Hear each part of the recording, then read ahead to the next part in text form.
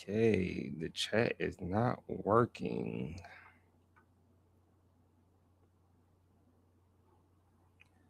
You get used to it.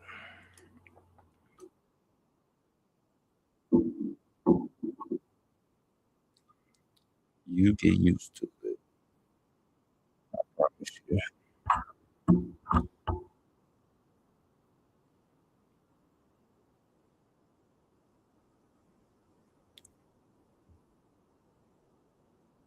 Last thing I need to do is be muting myself again. Y'all getting pretty good?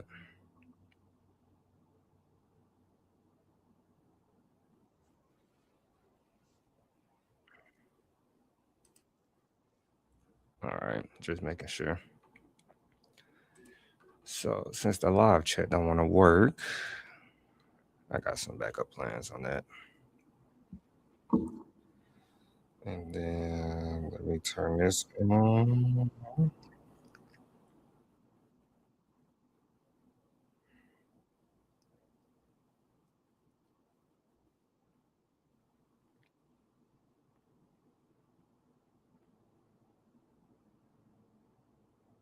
All right.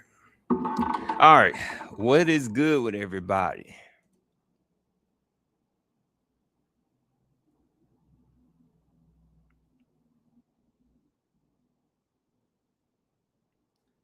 What is good? What is good? What is good? What is good?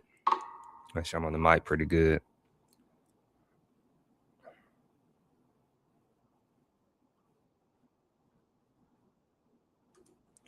So we got some stuff to talk about.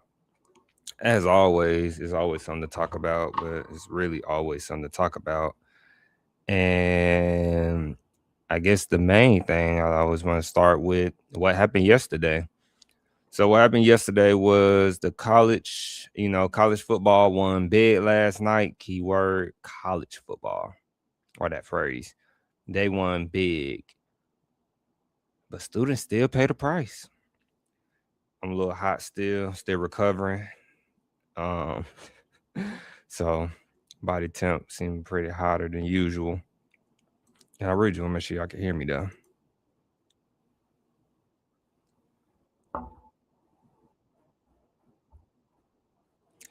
All right. And so the best way to start this off is to let me go find it right quick. Well, let me find the disclaimer for you all first, right quick. That's the real thing. Let me find the disclaimer. Then we'll jump straight into everything we need to talk about. I'm always troubleshooting stuff. Um,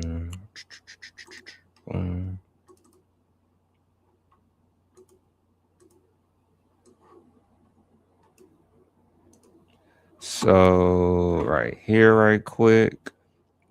Oh, y'all can't see it. Silly me. All right. Disclaimer. The videos presented here are for informational purposes only, and therefore, if you are to choose to attend the institution, please do your own research and consult with a specialist at the institution you are interested in. I am not a financial aid specialist, academic advisor, or representing any institution. Speaking on behalf of Creator, Henry is only speaking from his experience. Now that we got that out the way, I just hit the X button. I wasn't supposed to do it like that. I just hit the X button. So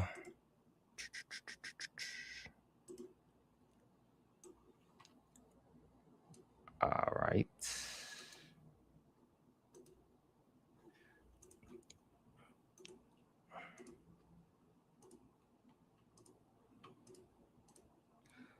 All right.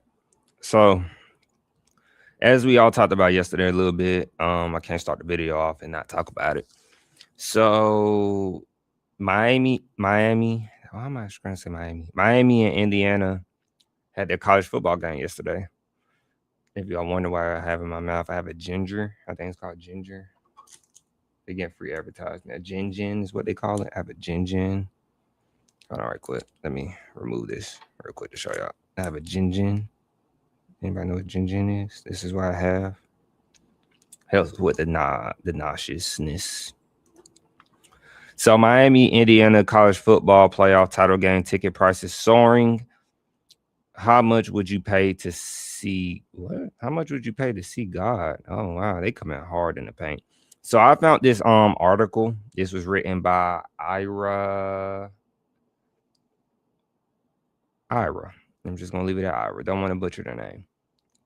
And so if you know me, if you've been rocking with us for a minute now, even from the old videos before we started live streaming, we always talk about how like some things just don't make sense in higher ed, like how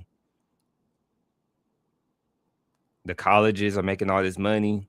And I understand that the NCAA is separate from higher education. I really should know a little more of that breakdown, but I never took the time to really look into that. But the NCAA is separate from colleges, as they say.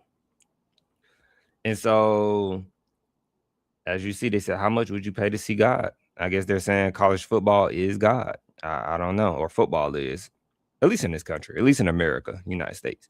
So they said ticket prices are unprecedented, with Miami playing in its home stadium and Indiana fans showing up in droves to support the Hoosiers. So all I got to say is this. You see all these people in this picture at Indiana University, you see all these people in this picture. As you can see, they don't seem to be stressing about student loans. They don't seem to be stressing about student loans. Why do I bring that up? Because these probably are the main ones who complaining about student loans.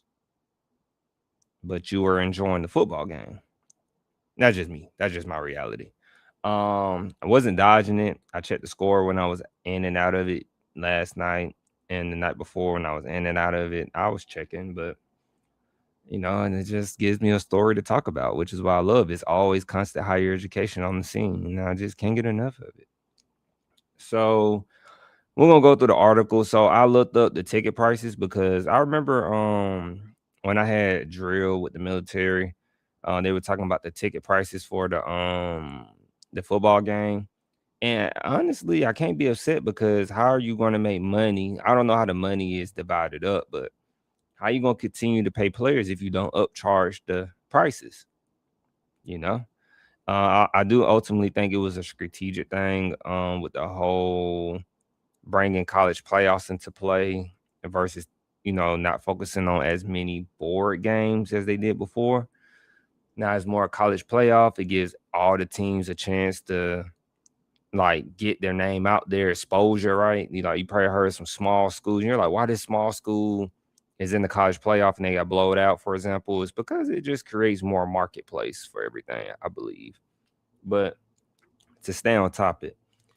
So right here it says missing it again wasn't on the table for Miami Hurricanes. Lifer Dane Ferrero, don't know who Dane Ferrero is, sitting out the program's 2001 title run, followed by a loss in the 2002 title game, turned next time from a shrug to an oath. So this time he reversed the order of things, splurging on his ticket first, and holding his breath while the Canes caught up.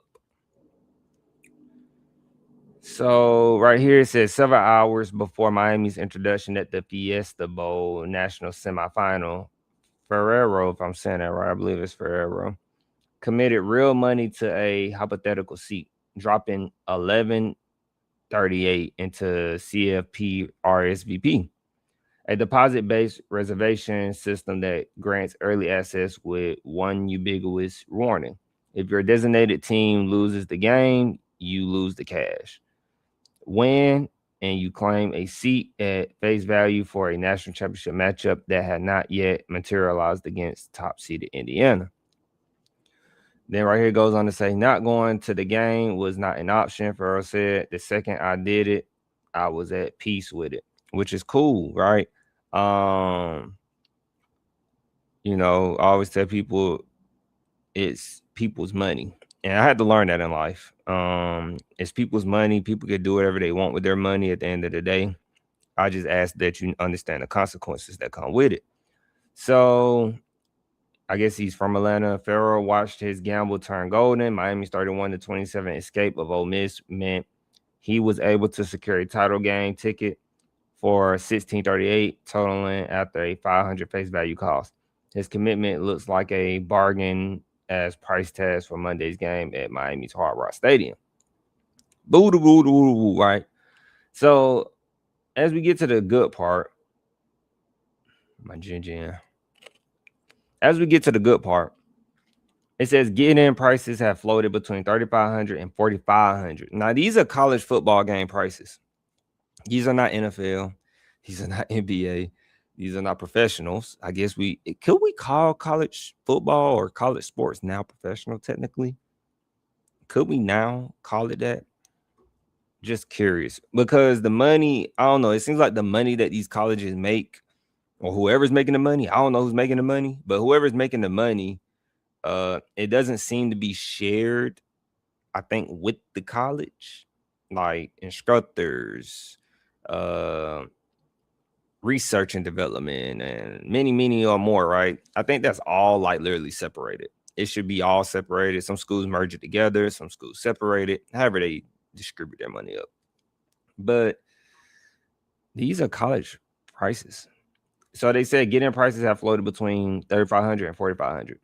SeatGeek shows the average resale price for this year's final seating at $49.74, a $15.29 leap from last season and the highest of the past 5 college football playoff championships.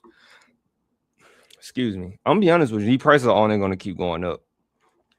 It's just basic like business. Like they're not finna like drop their prices. The only way college football prices are going to drop, or prices in sports will drop, is I don't know. No, it'd be hard to see this shrink, especially after this year. It just their stories just gets better and better. They just know how to.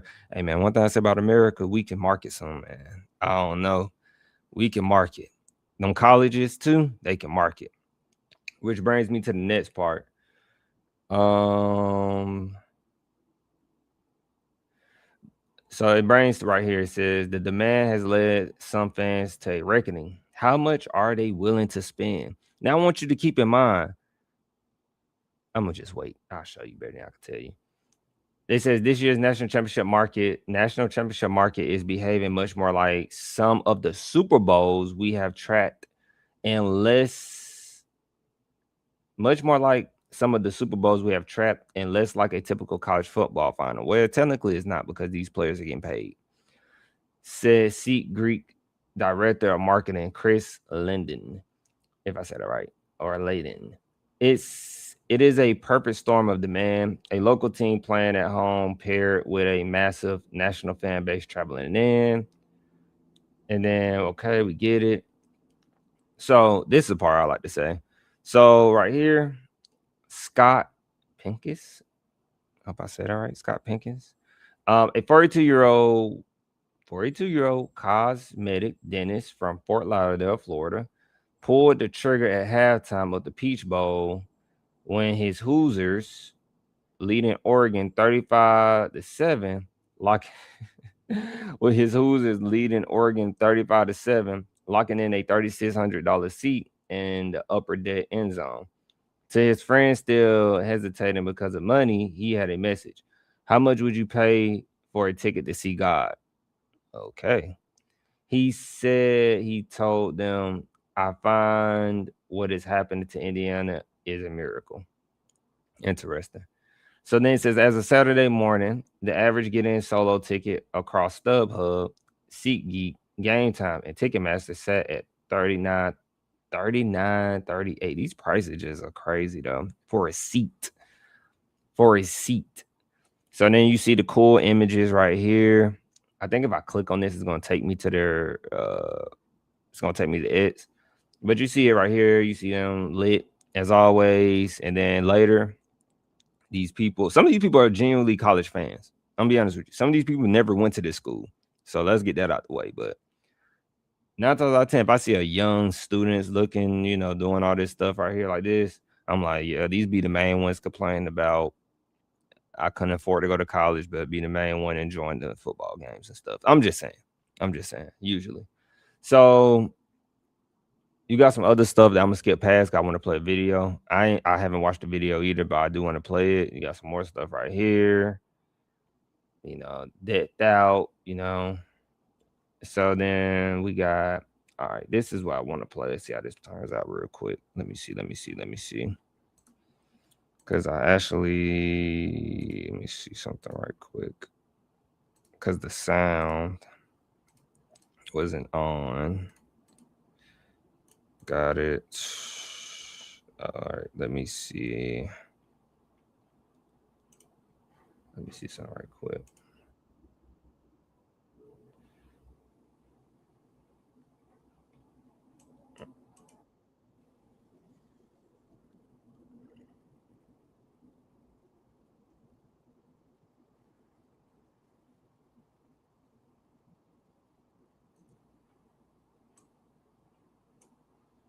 All right. I got ready for y'all right now.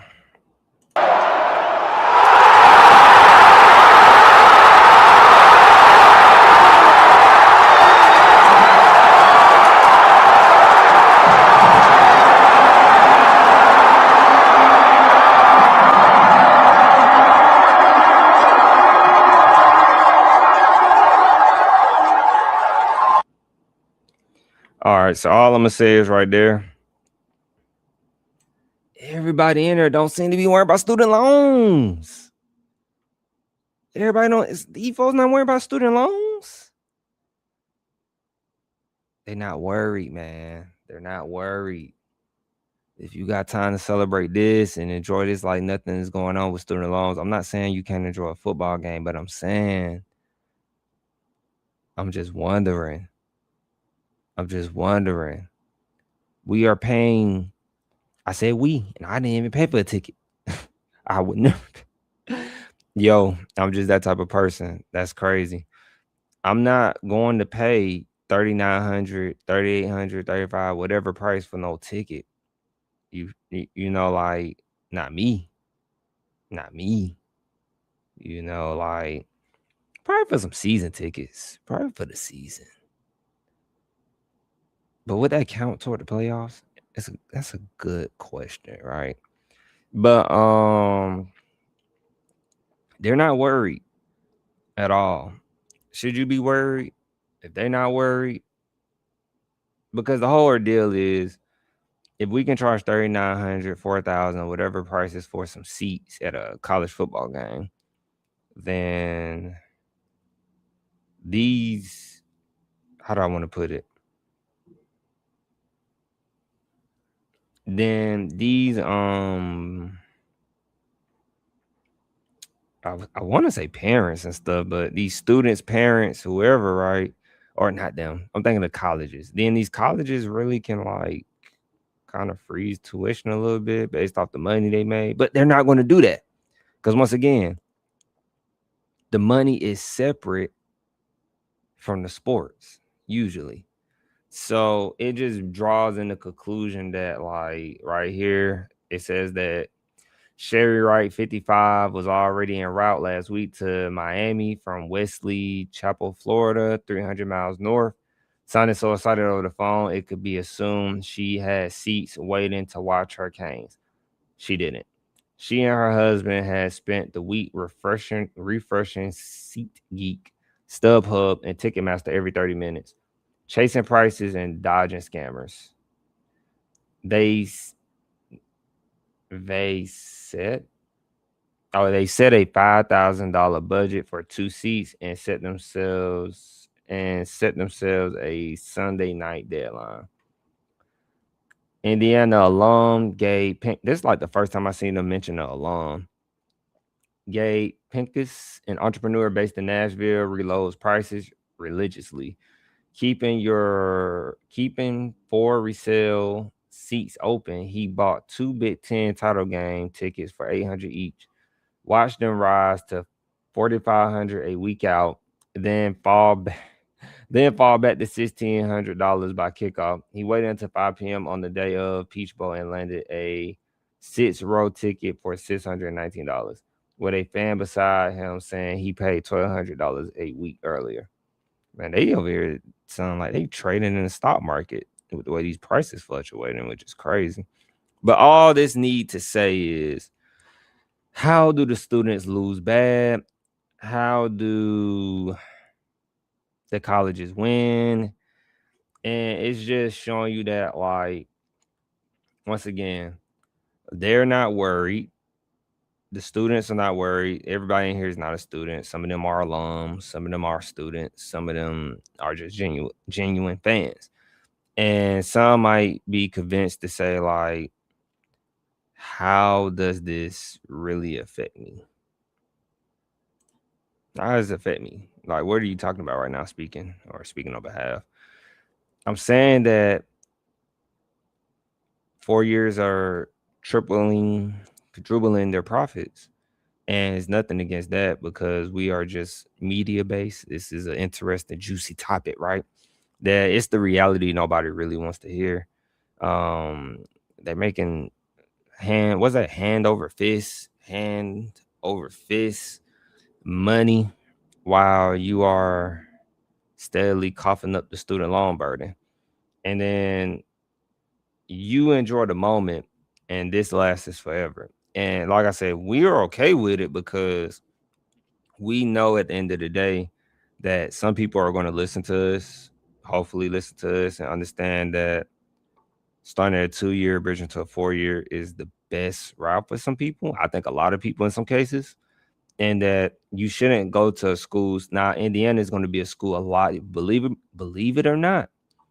Indiana is going to be a school a lot of people want to go to, guys, just because they won the national championship in football. They might not ever get back there, but just because they won the national championship in football, that's going to increase their enrollment numbers now.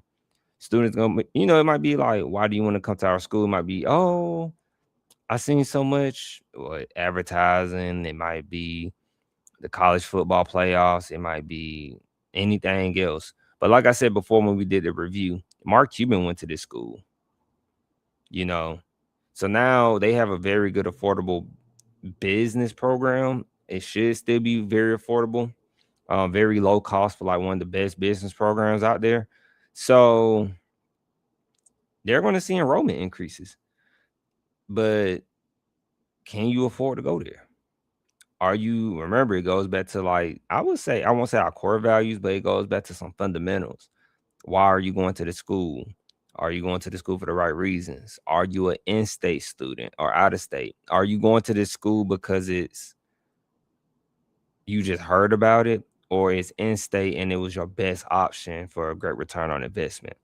That's the whole ordeal we try to get to when we talk about these things.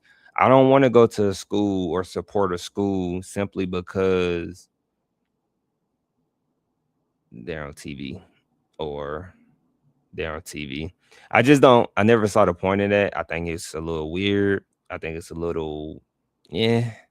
And so I feel like everybody should support a school that they went to personally, not support a school that it's hard for me to believe you're just a fan of a school because you're a fan of a school. Pro teams, I get it. Players constantly trade, coaches come. It's a lot of change in the pros. But as far as like college, it's a little bit like maybe you only chose this school because I don't know, the colors, the logo, because it's always gonna be like the quarterback for Indiana. I never heard this guy until now. He probably been known, don't get me wrong, but like, for example, you just don't hear about these people until it comes up to the big stage. And then it's going to be somebody else, XYZ next year, for example. It's always going to be another top name or underdog that comes to the top. But they had a great season. Can't stop that. Can't knock that. They had a great season. And so now, with that being said, I have this right here because my boy DT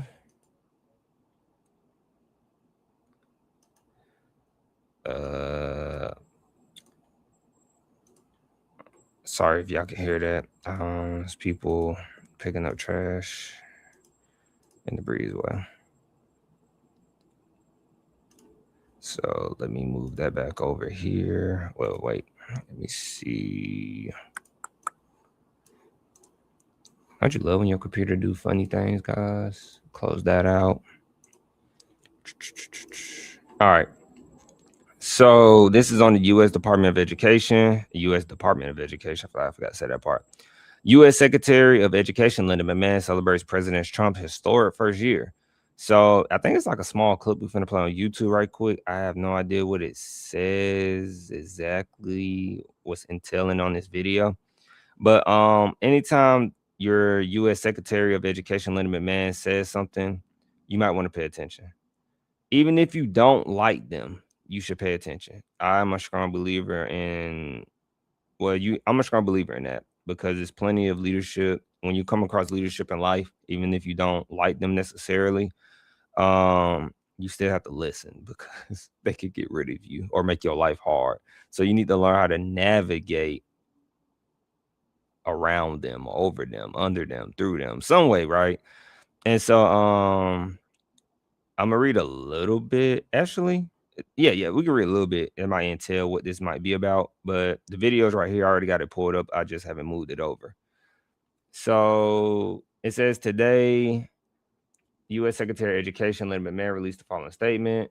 In 1 year, the Trump administration has ended business as usual in education and refocused the system on students, not special interests. U.S. Secretary of Education Linda McMahon, we have empowered families with more choice options, encouraged states to maximize their flexibility under the law, to innovate in K-12, and began returning education to the states and local communities.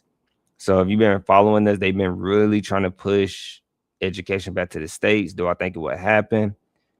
I honestly don't know. It's been really inconsistent. I haven't been seeing many stories on it. I've been seeing them do some things about shutting down certain things and splitting up the agencies, but nothing directly, which is something you want to watch for. If it's not directly, it could be like loophole-y. So it says, on college campuses, we have worked with institutions to prioritize free inquiry and student safety, not ideological agendas, and to confront rising tuition costs. That is good. And to confront rising tuition costs. Are they going to do that? I don't know. We just spoke about that, about the college football prices. College football was just charging like $3,000 to $5,000 a seat. And then that's in the nosebleed.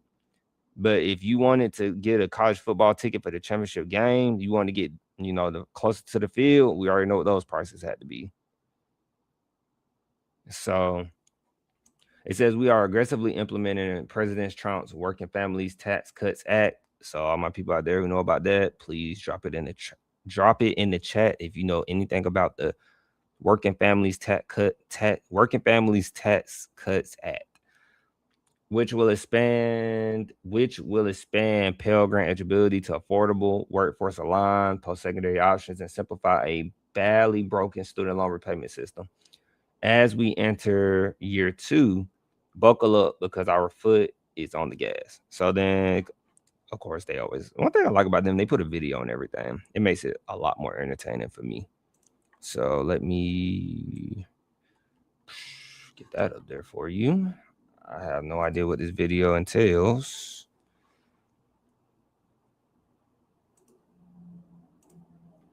Let me see something right quick.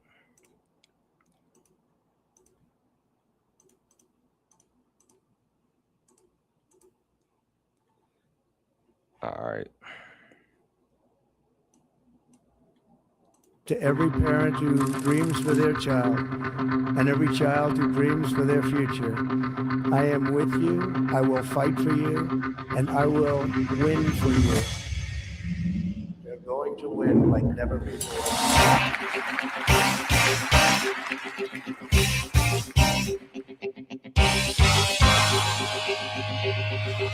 A big victory for women's sports as UPenn agrees to follow President Trump's mandate and ban transgender women from female sports teams. This is a victory for common sense. The bombshell 9-figure settlement Columbia University is now paying to the Trump administration. Brown University has agreed to pay $50 million to restore federal funding. The Trump administration has reached a settlement with the University of Virginia. Cornell University announced a $60 million deal with the Trump administration. The Trump effect in action here. Linda McMahon has announced plans to claw back the $188 billion in student loan forgiveness granted under Joe Biden. Criminals, often living overseas, are stealing millions of financial aid dollars. The Trump administration is launching the earliest FAFSA reform in history.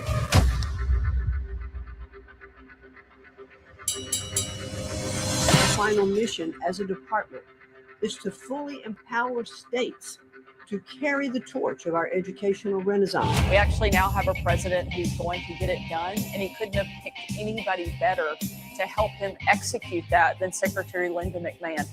We have linked 6 groundbreaking partnerships with other federal agencies to cut our own bureaucratic bloat. Linda McMahon, as Secretary of Education, has been rooting that out over the past year and has done an incredible job doing so.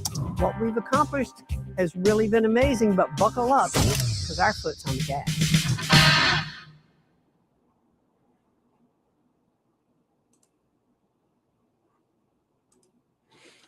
So that was interesting, right? It was a little funny. It's always a little funny when I watch these clips.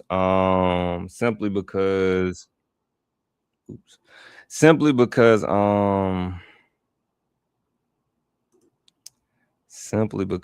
like they are literally making highlights about what they're doing. I think that's pretty interesting. Cool, interesting, and any other words that come to mind for anybody. But of course, there's some things most people wouldn't like, as we stated before. Let me close that out and then pop that back up. And so, as you can see, they said a lot in that little short clip. Wasn't much, but mostly, of course, DT signing things, Linda and them saying like financial aid, for example, has been people who've been doing scamming, I would say scamish or scamming things, stealing money from the financial aid. And I don't know how true that is. I would have to ask. I don't know how to prove that personally. Like that you had people who were like ghosts. They called it ghost students, literally. That's what the Department of Education called it. Ghost students. So like people was getting free financial aid, but it was just money going to like a free account overseas. Is I don't know how true that is. I can't validate that. That's why I tell us like we can't focus on the things that I guess we can control. We have to focus on our locus of control, the things we can control, and which is navigating how starting at 2-year bridge into a 4-year can help you and be very beneficial. Why do I keep bringing that up? Because I know like if you jumped in the live screen, to be honest, if you jumped in the live screen and you left, you probably seen like I know a lot of people don't like DT. A lot of people don't like the administration, and I understand it. I get it completely. I understand both sides. And so maybe I'm a little too understanding sometimes. And so when you jump into something, you might see like the Trump administration, right? And you be like, I don't agree with that. And you hurry up and leave. It's like, okay, I get it. But one of the things that stick out when I was reading this was like immediately, not the video, but reading this part was like, if they really, I don't know how true that is. My only solution is that the best way they can combat,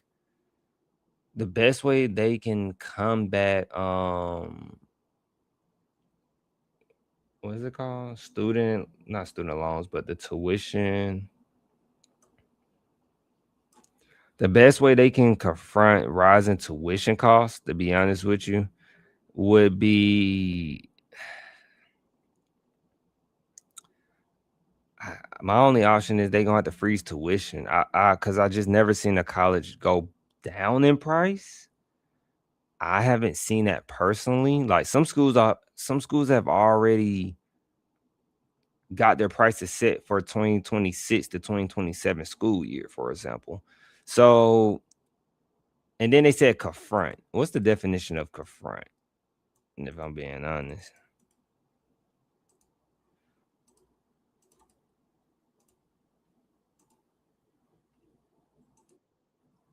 meet someone face to face with hostile or argumentative intent. Challenge, square up, oppose, resist, defy, beard, approach. Oh, assault, tackle. Never knew that word was so hostile. But it's just a face to face, I guess, argument about something. It's not really saying we're going to stop it, but I guess argue it. But I don't know. That could be something that you're just using to sell somebody like me, because nobody could justify why these college prices are rising. And then it's kind of hard to, because you got them in every state. So if you give power back, that's why I say it kind of does not make that much sense. Because if you give power back to the states, like at least in college, I cannot speak for K through 12, but at least in college, if you give power back to the states, they can charge what they want to charge. So it's kind of like, what can you do about a school raising their tuition prices? I know we can do something about the dorms and meal plans, but tuition prices, if you give it back to the state, it's like you have no say at that point. Just a little curious. So as we keep going, they saying returning education to the states. Now they might hit on K through 12 a bit. Because a lot of times when you go to the Department of Education, they're always focusing on K through 12, then college, and then actually I got a topic to talk about with that. It was actually somebody who wrote about this on the Chronicle Higher Education, and they talked about how I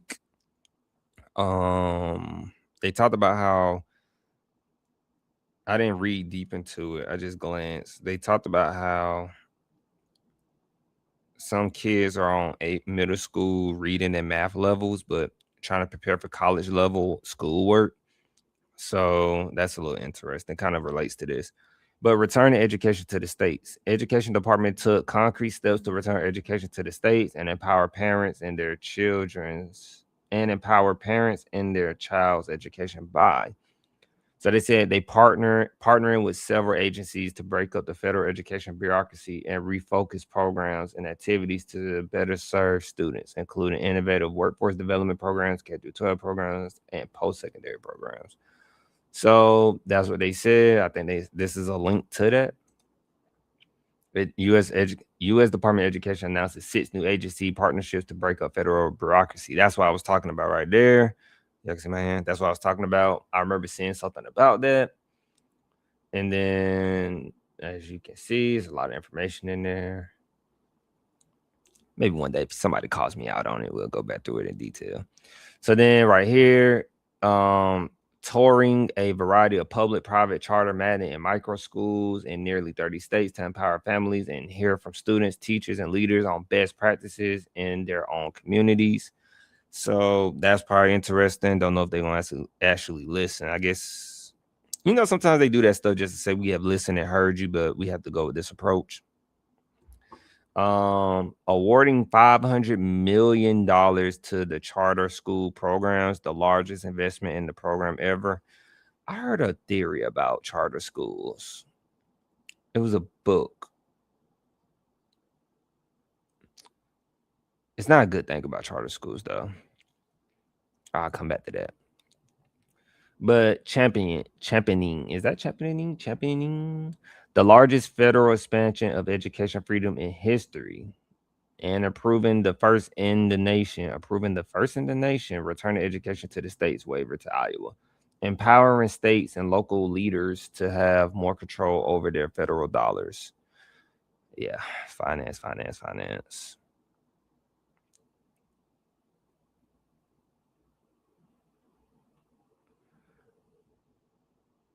All right. And so education department eliminated spending on divisive ideologies and invested in meaningful learning by realigning the federal government investment of taxpayer dollars in education to evidence-based literacy, school choice, and meaningful learning. awarding over $208 million directly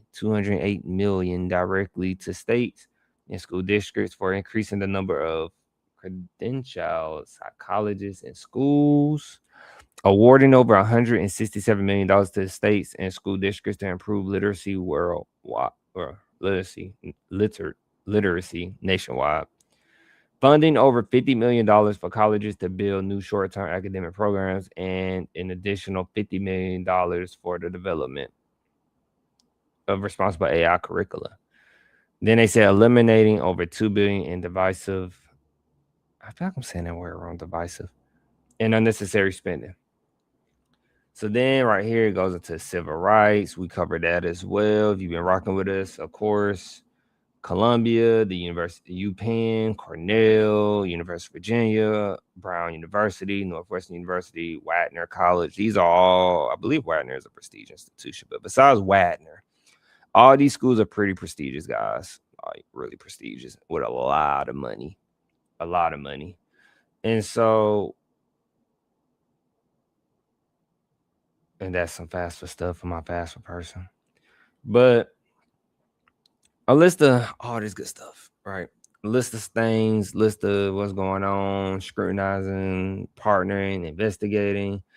And a lot of this stuff honestly does not really, I'm be honest with you, a lot of these things that, you know, like we get into don't really help you save money in college. Not really. How do I get something? I guess the main thing, you come on this channel, you say, how do I get something that's directly going to change my life? Speaking Henry, whichever you want to call me. Well, the best thing for you to get something that's going to change your life directly is you starting at a 2-year and bridging to a 4-year. And then we, you know, with our 100,000 viewers, you know, you'll see that we get into that, the meat and potatoes. Because like I said, when I was at my 2-year, let me close that out. I can't open that up for y'all, but when I was at my 2-year, you know, it's so many ways I can do it. As I like to always mention my story before going into the next segment, I gotta make sure I tell the story a lot more. Like, you know, guys, like I literally, you know, like I said, I went to school, worked it.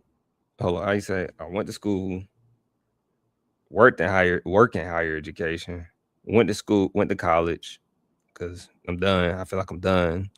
Went to college, worked in higher education, and am I missing one? I always say this every time. Went to school, worked in higher education.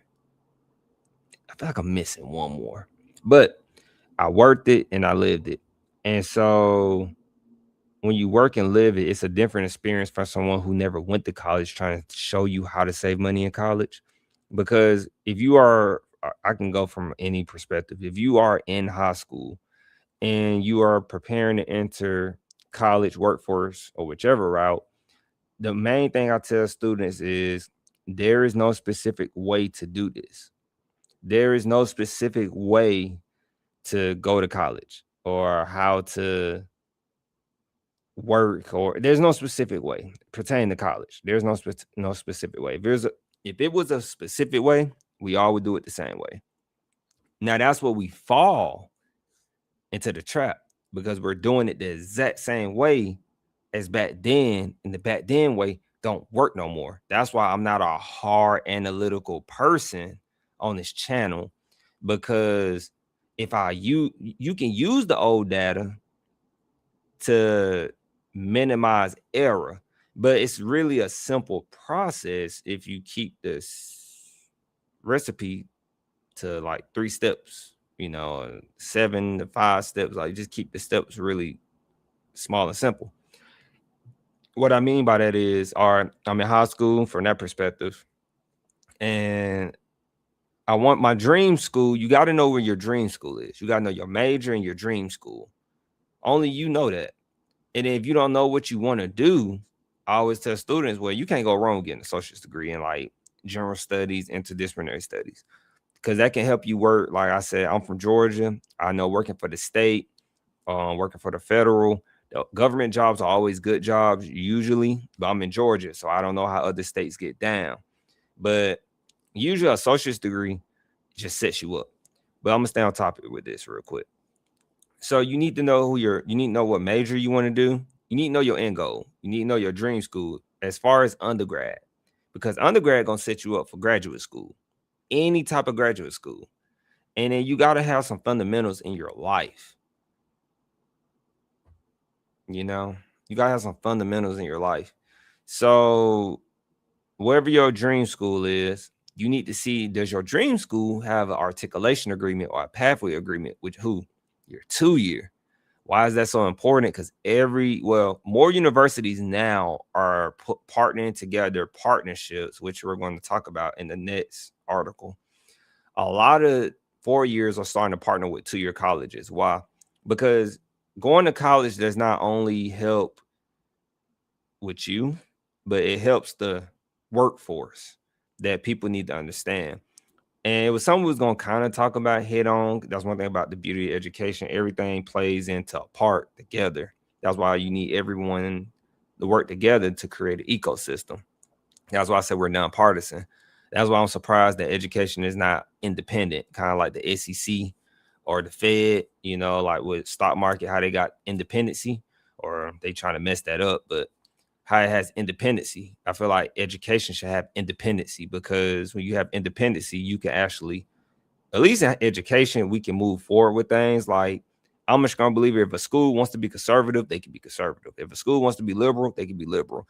Honestly, it shocked me to this day that I just realized that colleges can be conservative and a college can be considered liberal. A college can be considered nonpartisan, and much, much, much more, right? And so that interested me as a person being in this career field, but it shows you that I just continue to learn because I didn't know that. So when these schools keep doing these partnerships, it's going to help you be able to transition seamlessly into that university.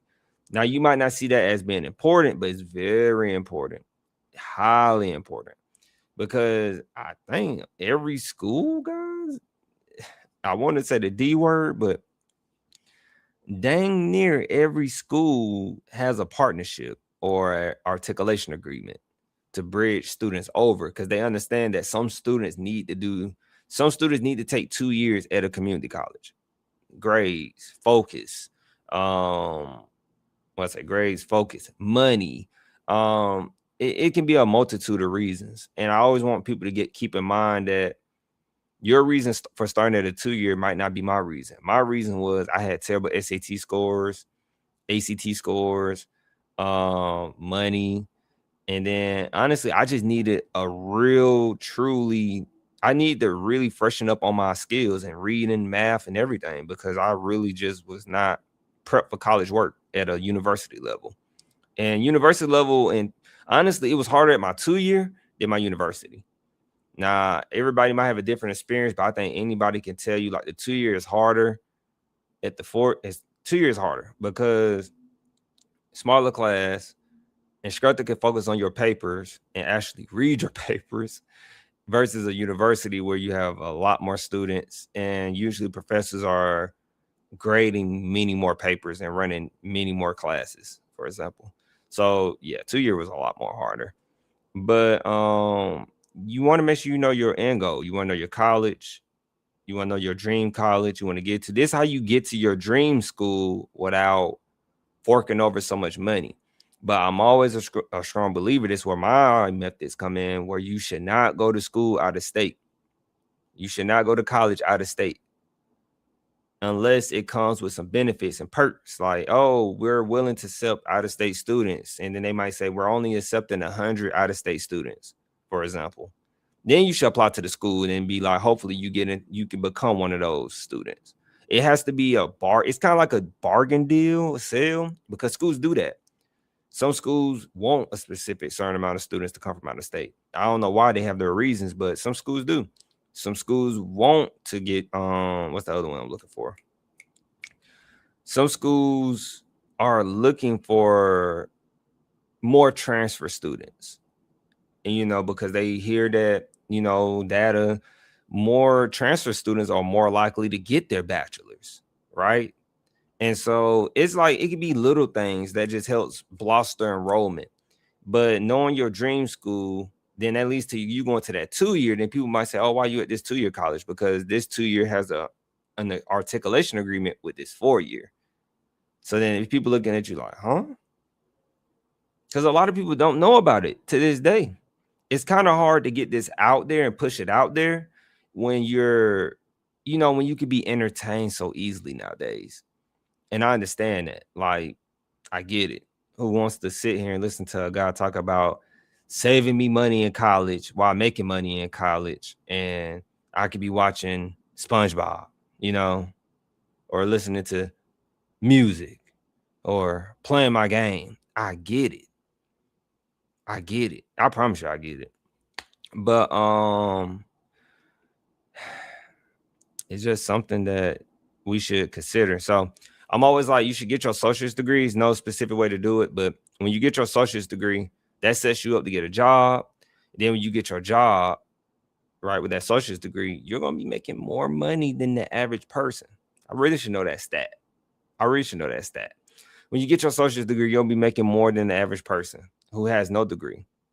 Or you might be neck and neck a little bit. It depends, because some people can pop out in trades and not have a trade skill yet and still make just about the same as you. But as you keep advancing yourself, depending on what you want to do, that's why it's kind of good to know what you want to do early on. But that's okay. If you be working in, like, some people might work in law, like not actual, well, at least in Georgia, like I said, everything is different. But you might be working in law like your first 2 years while you're at your 2-year college, right? You might be working at the clerk office, like I said, the government, whichever one, right? And then you might say, I don't want to do this no more.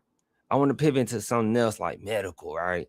So then you have an idea, like when you transition to that university, you want to be in medical, because with your 2-year degree has nothing to do with your 4-year degree.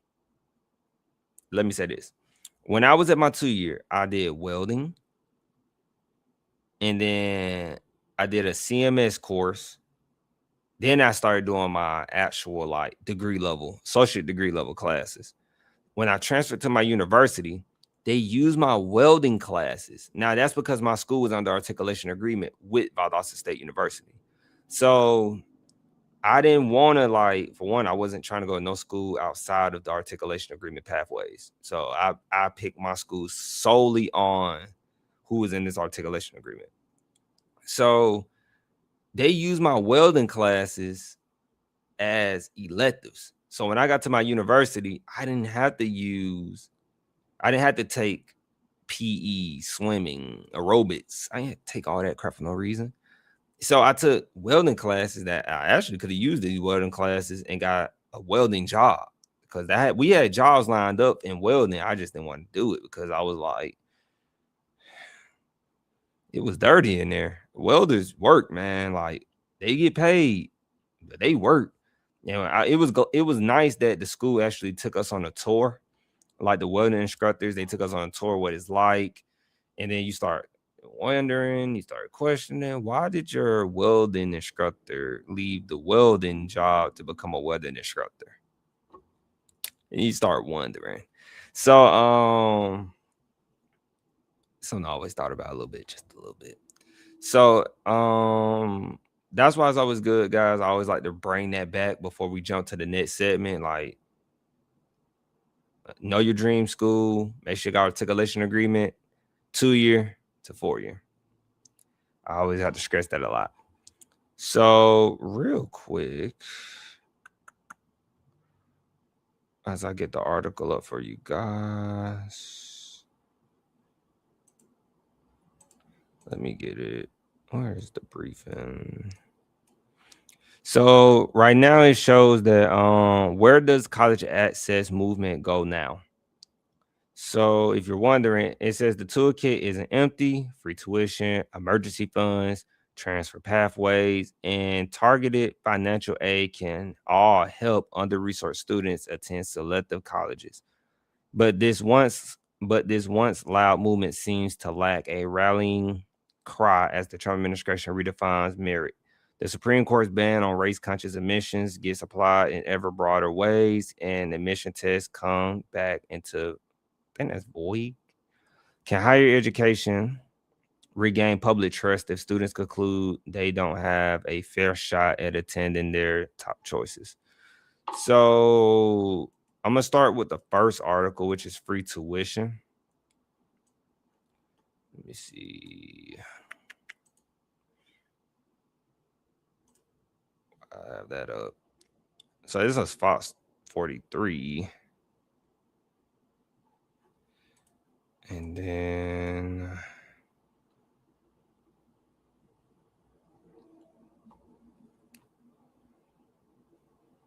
all right, just making sure y'all can see the screen.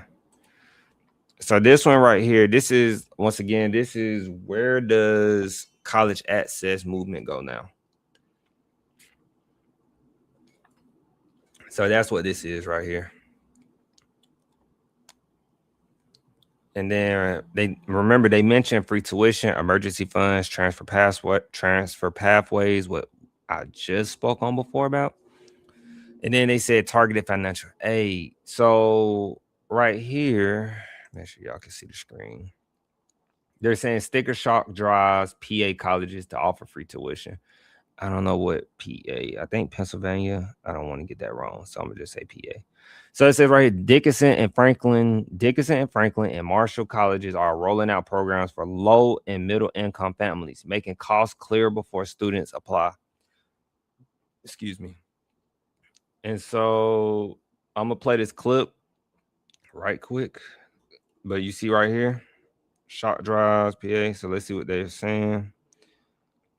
Can y'all hear this? No, y'all can't. Let me see. Oh, the dang, I'm not playing the sound right quick. It's an advertisement. Let's see right quick. Oh, it's a 2 minute. So, all right, perfect.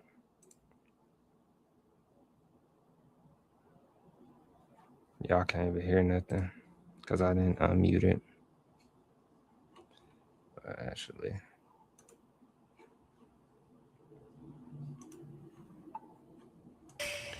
Sticker shock turning students away from college before they ever hit apply. Tonight, 2 South Central Pennsylvania colleges are trying to change that ahead of fall application deadlines. Fox 43's Sydney Nauman explains the new tuition promises aimed at cutting through eye-popping price tags and showing families what college really costs. It's college application season, and before students even step foot on campus, they're hit with sticker shock.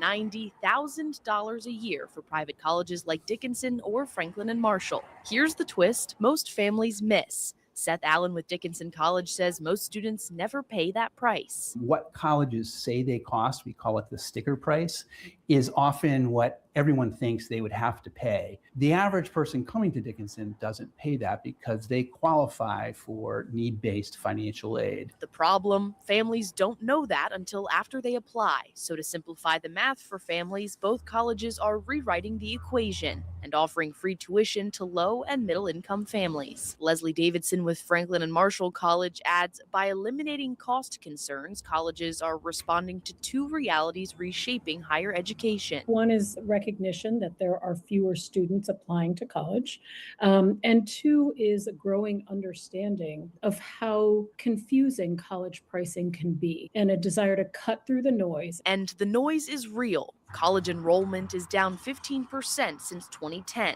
but it's projected to rebound over the next decade, raising the stakes for how schools compete for students and why programs like these look different from campus to campus. The Dickinson promise is nationwide. Families earning up to $125,000 a year pay no tuition.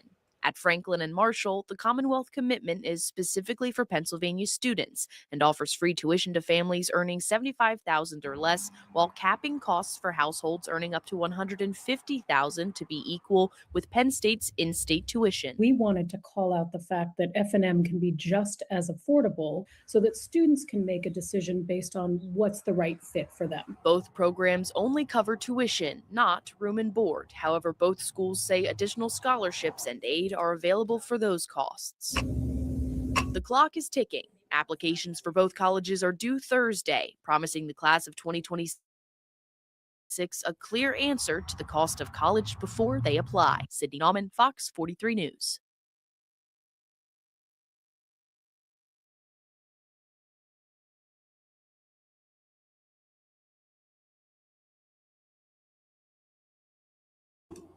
So it's good that they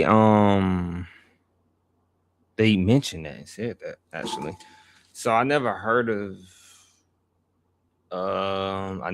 Dickinson and Franklin and Marshall colleges. I never heard of them. So they said that it's like $90,000 to go to, it's like $90,000 to go to Dickinson College. And then that's their sticker price, right? But as you saw, the guy was talking, saying that that's the sticker price. But when they apply to the college, they're not even paying $90,000. You know, because they qualify for need-based aid. So in reality, I don't know what they're paying because I never heard of Dickinson College. But in reality, they're probably paying what's based off their income. They're probably paying the difference of that. And that's why I can't wait to bring my financial aid person on, because that's true.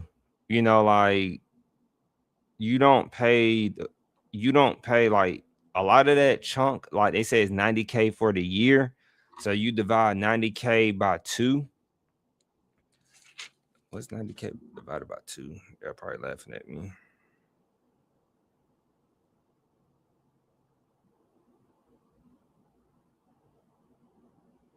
So can y'all see me?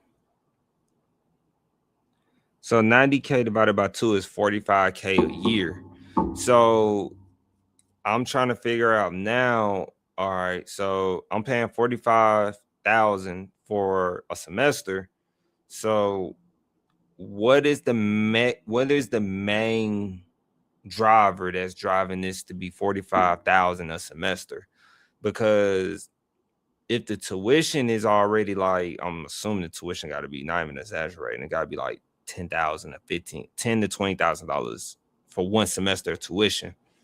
Then you have to pay for the room, the housing and meal plans. So, because your aid, I don't see, that's what they kind of like tricking you inside of tricking you, because I'm gonna be honest, from experience, guys, I had one of the highest, disclaimer, I had like one of the highest Pell Grants or whatever you want to say, plus the what I like to call Hope in Georgia, but I still was gonna owe money just to go to school at Valdosta State University if I stayed on campus and got the meal plans. So what I'm saying is Pell gives you a max of 7. Pell gives you a max of 7,000. I'm just keep it at 7,000. Divide that by 2, that's 3,500. If your tuition already is like 10 to 20 grand, you're still gonna have to cough that up. Not including housing and housing and room and board. Housing and room and board. Housing and meal plans. However you want to phrase it. We know. We say it all the time at this point. It should be engraved. But the person probably didn't, whoever was doing that speaking, probably didn't mention like what would be the difference once their aid kicks in. How many resources does your college offer? And so as we go through it, it says as college application season reaches its final stretch, this was something published on January 14, 2026. So this is very recent.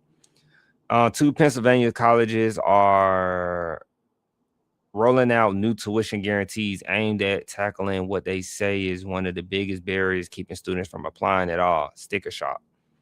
So private colleges like Dickinson College and Franklin and Marshall College list annual costs approaching $90K. A figure that often discourages families before they even begin the application process. But school leaders say that that number rarely reflects what students actually pay. So it says right here, what colleges say they cost, we call it the sticker price, said Seth Allen, Dean of Admissions at Dickinson College. Unless he got higher ed experience, his answers might be way off. Because guys, a lot of times we have to factor in that higher education is very political. And this is a private college. Let me look it up. Dickinson College. How do you even spell that? Dickinson College.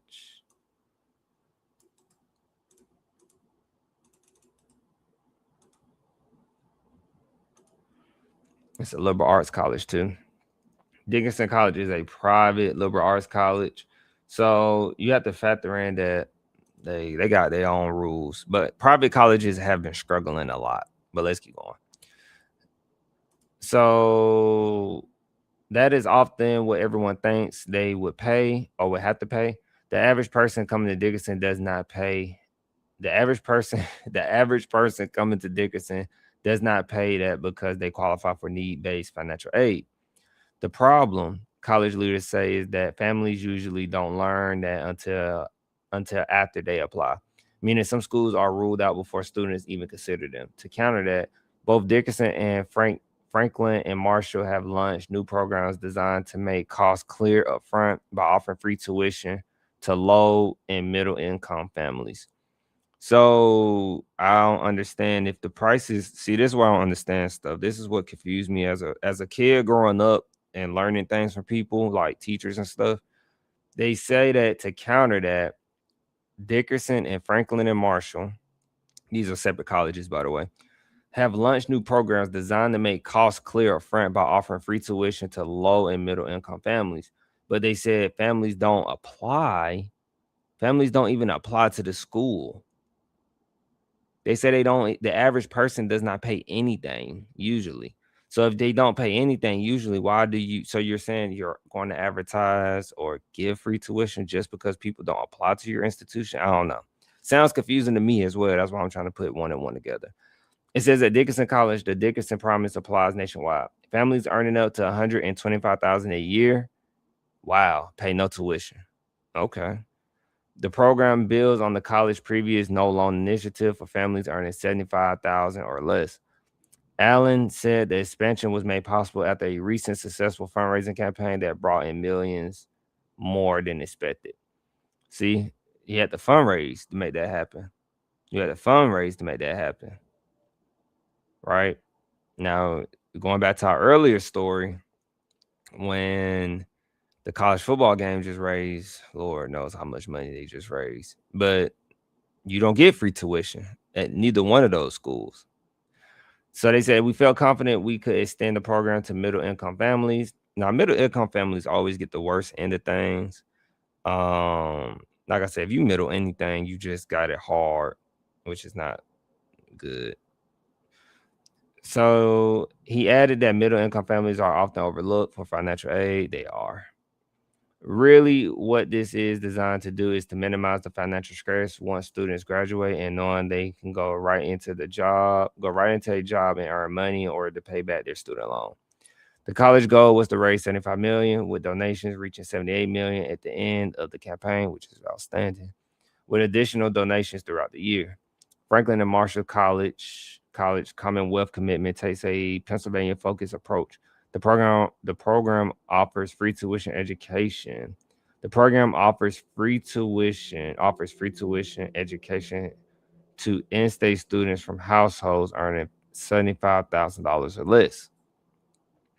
For Pennsylvania families earning up to $150,000, tuition is capped, so students pay no more than in-state tuition at Penn State.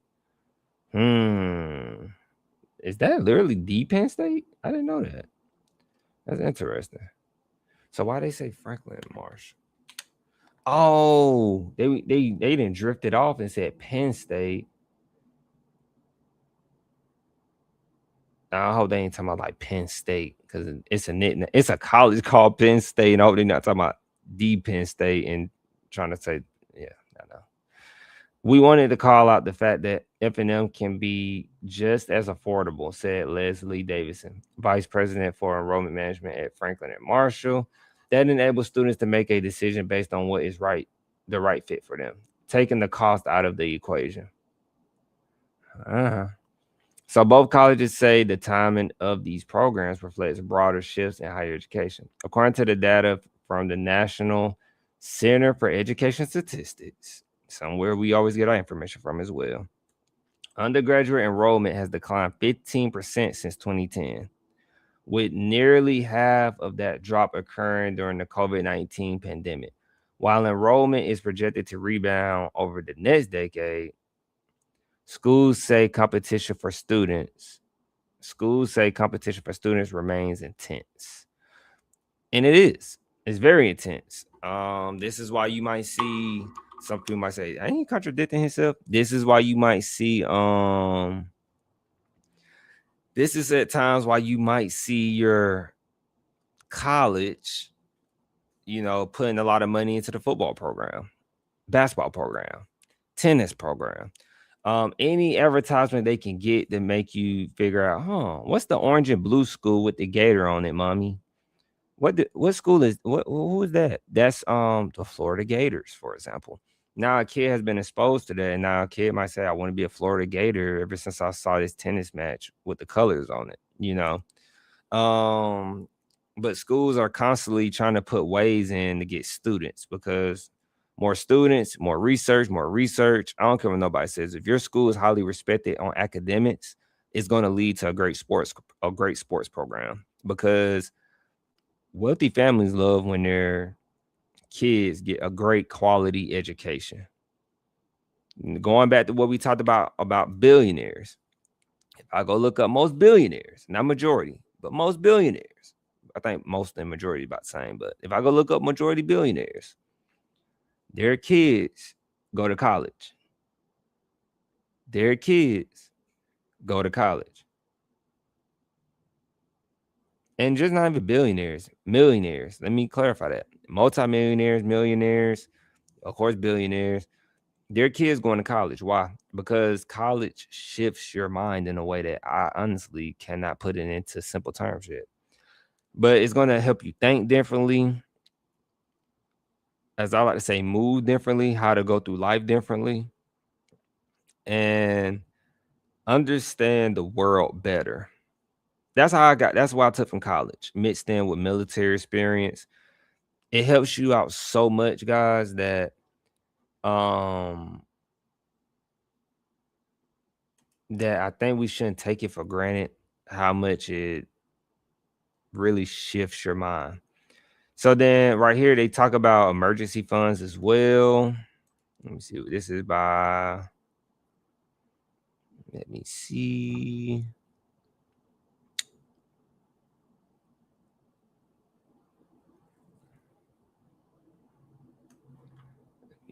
So this is by Politico, though, which is interesting. So this is about emergency funds. They hyperlinked it as emergency funds, but I don't know who this is, so we're gonna figure this out. So I think Hocho, if I said it right, to establish emergency funds for Sunny CUNY to help students with unexpected costs.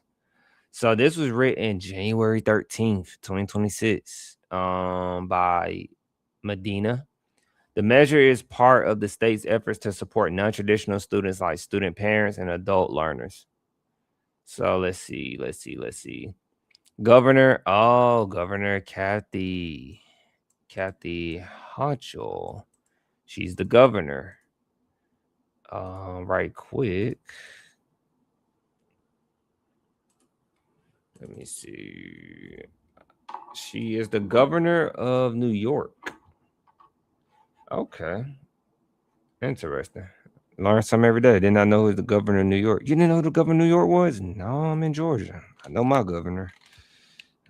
So The governor of New York said this back. This is recent. This is like very recent. So the state is planning to set up emergency funds at all state University of New York and City University of New York campuses to help students cover unexpected costs like medical emergencies in an effort to keep them enrolled. I think that's a good thing to do. I think that's outstanding to do. Because I actually would tell students you need to have an emergency fund just in case something happens while you're in college.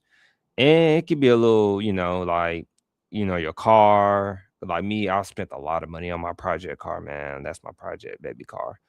But I call it the project baby because like I used to let the college work on my car when I was at my 2 year.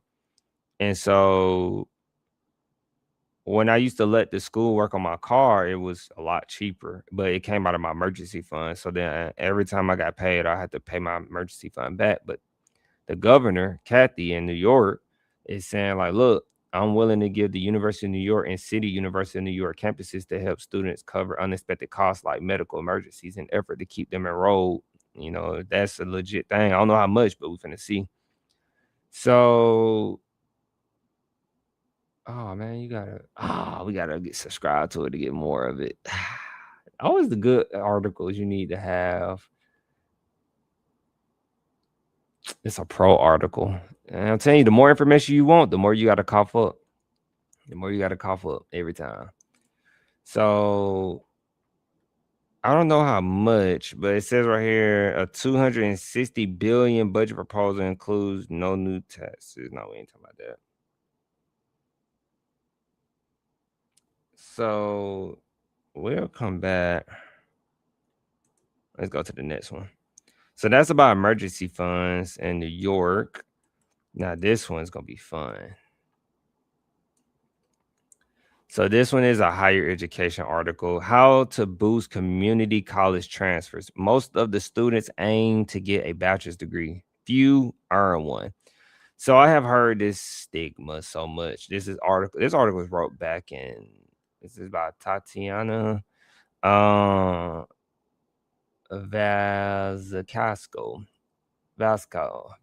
I believe, Vasco. This is an opinion, first and foremost. So they're very opinionated on this, but they might have some data in here. You can still back it up with data and still write an opinion. Shout out to graduate school. I learned that in graduate school. So before I even get started going into this, there are plenty of, you can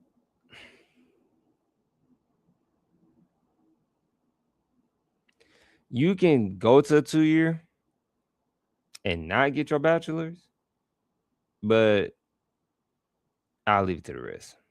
Don't want to throw y'all off before starting. So right here it says the opportunity to transfer from a community college to a 4-year institution is one of the most powerful tools that the American higher education system has for what's that word? I'm gonna keep that up because I kind of want to get to know about Kathy a little bit.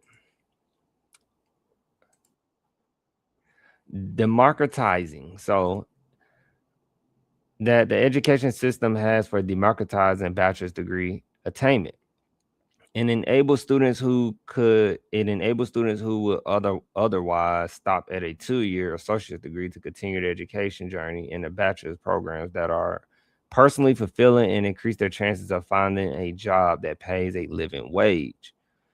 So transfer always plays a critical role for 4-year institutions. Community college students represent a major source of enrollment of low-income, Hispanic, Black students.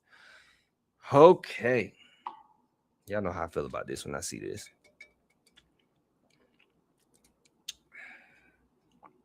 You been rocking?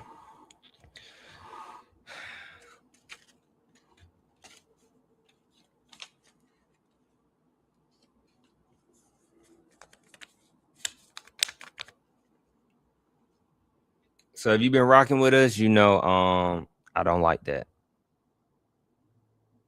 I don't like that. But if that's what the data says, I can't get mad at the data. But I see a lot of students who transfer from 2 years to 4 years. That's all I'm gonna say. So it says that once again, transfer also plays a critical role for 4-year institutions.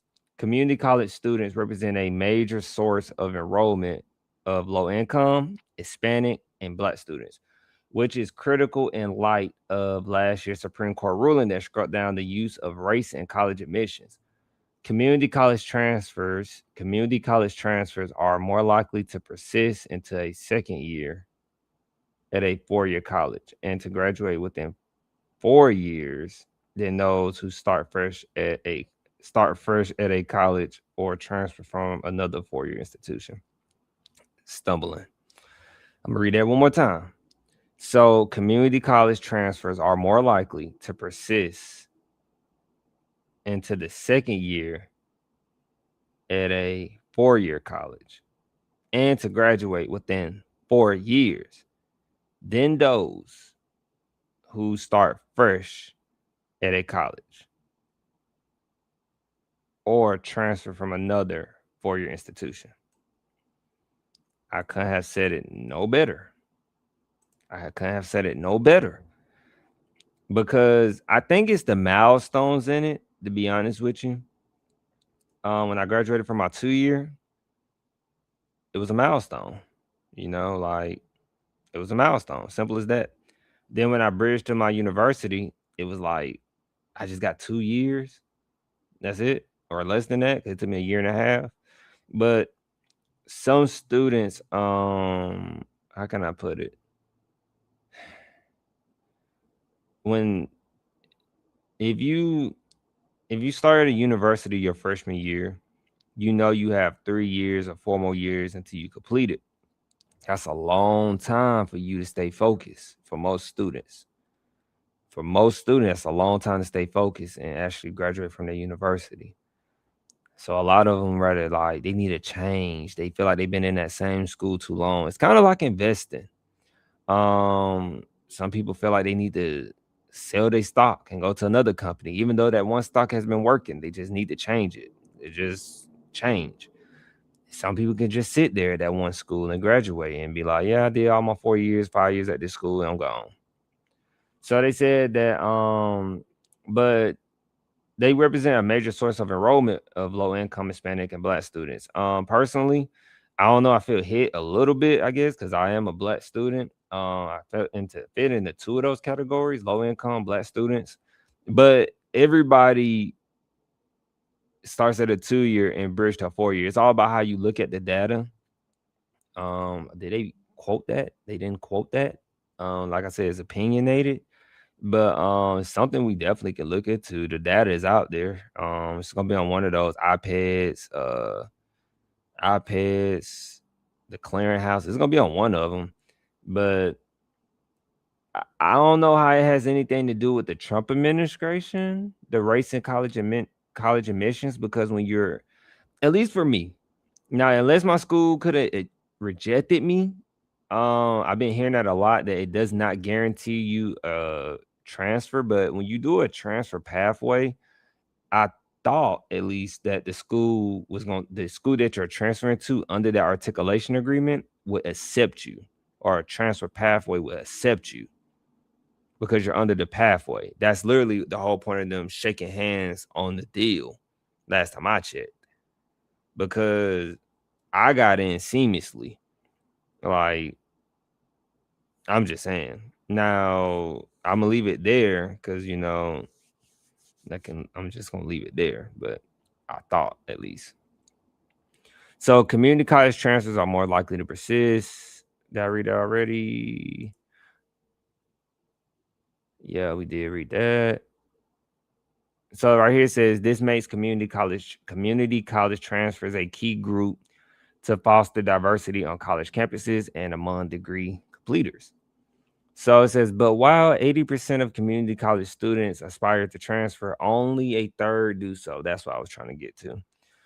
And only 16% complete a bachelor's degree. These low rates haven't budged haven't budged for many years, and they are even worse for low-income Black and Hispanic community college students who have completion rates of 11%, 9%, and 13%, respectively. Slow progress in transfer and bachelor's attainment. National 6-year transfer outcome rates for community college entrants from the fall of 2007 to the fall of 2025. And when they say fall, guys, they're talking about fall semester. So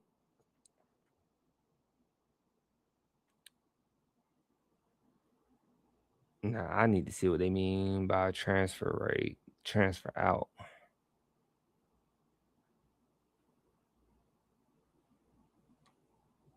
Because it fell low in 2011. That's probably the lowest. Yeah, 29% was probably the lowest. The bachelor's completion rate was 16%. They're saying even from, it hasn't moved, it barely hasn't. From 2007 to 2015, it only went up like 2%. That's terrible. Bachelor's completion rate. Now that transfer out rate, I want to see what they mean, because I got to know what it's entailing when they say transfer out rate. And I'm assuming when they say transfer out rate, like transfer from the 2-year to the 4-year, transferring out. It says, why are the numbers so low? First, transferring to a 4-year institution is a complex process. So complex. That's why I tell you guys to transfer under the articulation agreement or a pathway agreement. Because if you're transferring from, like, if you're trying to transfer to a school that doesn't have a articulation agreement or a pathway agreement for you, you're going to put yourself in such jeopardy that I honestly think you should just get your bachelor's at a 2-year college. Joke. That was a joke. Because some 2-year colleges do offer bachelor's. They're known as state colleges at that point. But I say that jokingly because why do I say that, guys? I say that jokingly because you can lose your credits when transferring. That's why I always say transfer with the articulation agreement and with a partnership agreement. Your credits can get lost. Not lost literally, but like lost. Like the school can say like, oh, we don't accept that, so you have to retake it here. And if you don't know your right as a student and challenge this and appeal this, like, hey, this math is about the same. I'm in state. This math literally is like the same as the math I took at my 2-year. Why are you not accepting it?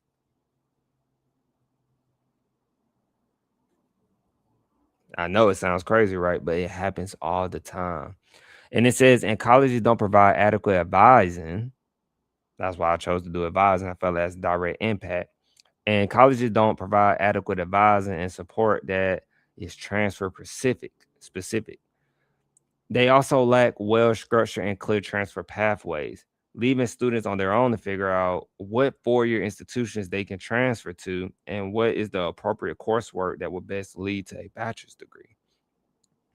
While partnerships between community colleges and 4-year institutions can help ensure the credits from the community college apply toward a bachelor's degree, such partnerships are not common and sometimes consist only of complex articulation agreements. Those articulation agreements. And I don't even think articulation agreements are complex. I think you should go, look, guys, this is where I come in. This person who wrote this article, no shade to them, but they probably never experienced the articulation agreement. Just being honest. They probably didn't even start at a 2-year college. Let me say that again. The person who probably wrote this article did not start at a 2-year college, or they probably didn't even transfer to a 4-year on top of that. Articulation agreements are not complex. I can go on if your school has an articulation agreement, you can go on the school website. They're supposed to have it on there. If you don't see it on the school website, you have to reach out to somebody at the school. But I can go on the school website and find the articulation agreement, and it will tell you if you do this specific major. Prime example, if you major in business management at this 2-year college, so the articulation agreement usually is a written up agreement. The college president shake hands, they sign like it's college signing day, And then, okay, the university says, look, if you're a business management student, they can put, oh man, they can write this thing up how they want. But they'll just say the university says, look, we want your business management students and your nursing students, right?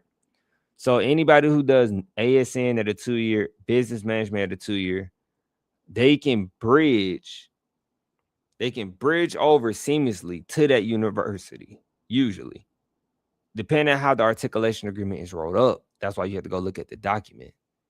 So when I did, also, that's what I did.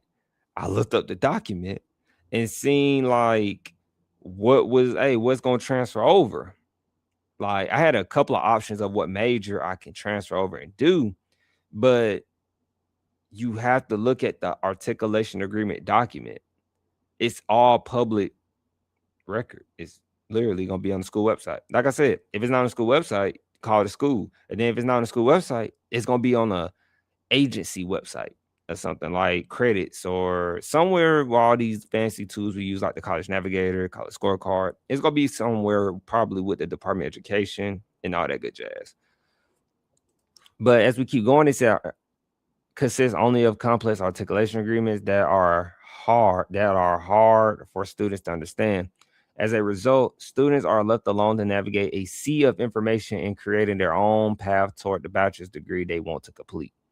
And that's true. That's what started speaking on behalf. The process was a bit complicated.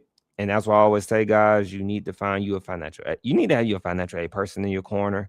Like, this is the birth of something that, I'm not going to lie, y'all. Like, this is the birth of something that is, I got 4 minutes left. Then I'm going to stop at 1 hour and 35 minutes. But this is the birth of something, guys. Like, if you don't be on your P's and Q's in college, you are finna foot the bill. I hate for you to come and find this channel after you didn't foot the bill and you could have avoided a lot of this. But that's what happens in life sometimes. It just be that way. There's plenty of YouTube channels I wish I would have found back then for stock market advice, stock market 101. Disclaimer, I'm not a financial advisor, but this is how I feel this YouTube channel is gonna be. This YouTube channel. That's how I feel like speaking on behalf is gonna be for you. Like, it's so important that you understand how your education game goes, because they tell you it's only one way to go to college, and there's like a gazillion ways to go to college. We have so many more ways to go to college. You can do college, or if you can do college at your own pace. You can do it at a really fast pace, really slow pace. You can find a college. That's why I say you got to find a college that best suits your needs. If you're trying to work full time and go to college, maybe you don't need to go to a school that's not as flexible with their scheduling for you. You maybe have to find another school or take a less course load. I tell students all the time, they say, I'm trying to work full time and go to school. Well, take less classes. Be part-time instead of full-time. Oh, yeah. Take one class a semester until your supervisor or job understands that you're serious about college. You know, like, it's okay. One class is better than no class. And it helps you focus more, because you might be tired from work and you can't really crack into your studies like you want to. FYI, I still have not received my degree yet. So they said in recent research, my colleagues and I at the Community College Research Center, shout out to the Community College Research Center. Actually, I think that's by Columbia, as a matter of fact. And the Aspen Institute College Excellence Program analyzed student data from the National Student Clearinghouse to measure the performance of community colleges and four-year institutions in enabling students to transfer and earn degrees. We found that while transfer and bachelor's completion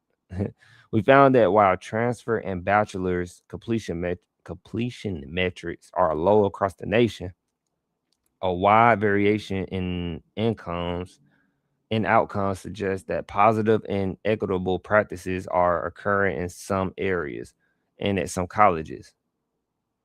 In Washington and California, low-income and Black community college students transferring to public four-year institutions have better chances of completing a bachelor's degree than better. They said right here in Washington and California,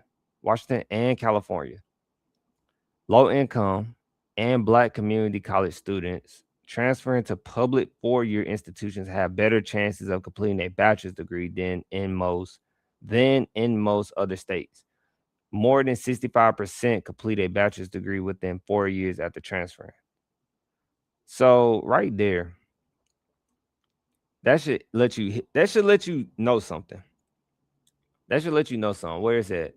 So California has for example, they said you have a 21% chance of more, right? I believe that's what they're saying. Nationally, 16% of students who enter community college in the fall of 2015 transfer and complete a bachelor's degree in 6 years. So California was like 17. I think they said they based this off 2015 data. Yeah, 2015. So 17 to 16, Washington, California, right? I'm here in Georgia, 10%. I did this in Georgia. Started at a 2-year. Bridged over under the articulation agreement / pathway agreement. Got my bachelor's at a university. Went on to get my master's. Debt-free degree. So they said your chances at California and Washington are significantly high. And I believe I know why in California, because California don't even charge there. They don't even charge for community college. California, I believe it's free to go to community college. But what I'm saying is, guys, is that if I did this in Georgia, who actually looks like not as bad as South Dakota or, New Mexico, but we are pretty low. Georgia is pretty low. And I still made it. If you want to use the data, like they said, low income and Black community college students, and let that deter you from chasing your dream again, a college education, I don't buy into that, because I was low income. I was a Black community college student. I hope this person who wrote this is Black. I just didn't buy into the stereotype. Like, it's so, we're gonna end it here too, because I'm already went over 1 hour and 35 minutes. But it's so important to know that you can go against the odds and still do something great, even if you're probably in that Wisconsin area who has the 8%. You have a less likely chance of transferring and getting your 4-year degree, or you might be in that 7 of West Virginia, for example. Like, don't let these people, as I like to say, trick you out your spot, man. Because these people trick you out your spot, get you thinking you can't do something. They're just feeding you the information, right? They're just doing what they know best. But this, like I said, the person who probably wrote this, they didn't start at a community college. So they don't know what it's like to be in a community college, saving that money, reinvesting that money. Like I say, if you start a community college and you so happen get a refund check, guys, you got to learn financial literacy, because like some people, in some cases, if you start a community college or university, you might be open to getting a refund check. That's what they don't mention in some of these articles. A lot of these articles, that you have to be a little financially savvy. Like, you need to know how to budget. You need to have an emergency fund, and you need to have a financial advisor in your corner. Because it's getting to the point, it's going to be like, hey, should I even go to this school, financial advisor? Should I even, like, then the financial advisor might say, what you plan to make? What you plan to do when you get out of this college? It gets to that degree. Maybe you should put, like I said, disclaimer, I'm not a financial advisor, but you should take your refund check, put a portion to the side into the SPY index. Or go watch one of these YouTubers on here who so-called know about stock market stuff. I don't know. But I just know an index is the safest thing. That's the only thing you'll ever hear me mention on a higher education channel, because it's that simple. Like, low income, Black student, community college, it don't matter, man. Like, I still was able to get the debt-free degree, and I know you can get it too. I know you can save a ton of money in college if you start a community college. Georgia doesn't even have one of the most affordable community colleges, according to data. Georgia probably has like not the worst. We like in between being, like how you not at the bottom, but you like in the middle of being the worst. We like right there. And so this is a great article, actually. I want to keep saving a little bit, actually. And then right here, as we keep going right quick, it says many community colleges and four-year transfer destinations have figured out how to better help their students transfer and succeed. What we can learn from these examples, and based on that, what can college and state leaders do to improve bachelor attainment among community college students while reducing disparities? The data led us to four major takeaways. And I'm just going to read these and then I'm going to close it out. I'm not going to go into depth. So it says right here, states should establish transfer systems that ease credit transferability and offer a majority-specific transfer pathway. States and community colleges should strengthen partnerships with four-year institutions that deliver strong outcomes for transfer students and hold those that do not deliver strong outcomes accountable.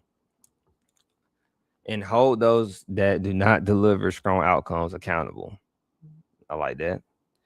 Then it says right here, on ramps to bachelor's completion should start in high school. Okay. That's kind of sound like DE, dual enrollment. I was just about to say dual enrollment students. And then right here, what is it? Okay. Then it says right here, we need to continuously measure and monitor transfer outcomes to identify areas for improvement.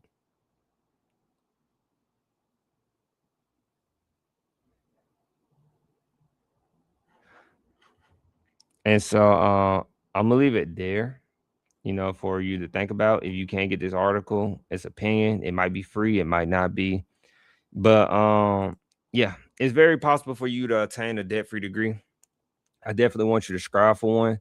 But in order for you to get a debt-free degree and strive for a debt-free degree, you have to understand the sacrifices that come with it. You have to understand that, you have to sacrifice 2 years of fun, 3 years of fun. Like I said, I spent like 3 years at my community college before I transferred to the university and spent a year and a half at my university. So that took me 4.5 years to get my bachelor's degree. But I started at a community college. I just want everyone to save money in college. It's really simple. It gets overlooked. But if you, like I said, if you buy into that data, if you play it back, if you buy into the data of you this and you that and all these odds stacked up against you, you will not be able to. If you play into that hand, don't play into the hand. Don't play into the hand. Like I said, I'm in Georgia. You're probably in the California, the Washington area, or whatever state you're in. This is a hold. I can't speak for outside the country, but this is America thing. Like, we have articulation agreements and partnerships all around the United States. And so just learn about them, look them up, come ask me questions about it. I'm willing to learn as well, because my higher education, you could say learning, we stepped outside of the state, but mostly higher education from my research and doing in grad school was mostly, where you going? Mostly was in Georgia. Excuse me. It was mostly in Georgia. So I just like to keep that in mind. And then we got 2 minutes to 145 hits, and then we're gonna close out right on time. We went 10 minutes over, but I don't think 10 minutes is bad at all. So yeah, not bad. Not bad. Hope y'all can't hear that. And I appreciate everyone who came by as well. Appreciate everyone who stopped by. And then we'll be back. But today is Thursday. We'll be back Thursday. Peace. Chicken grease.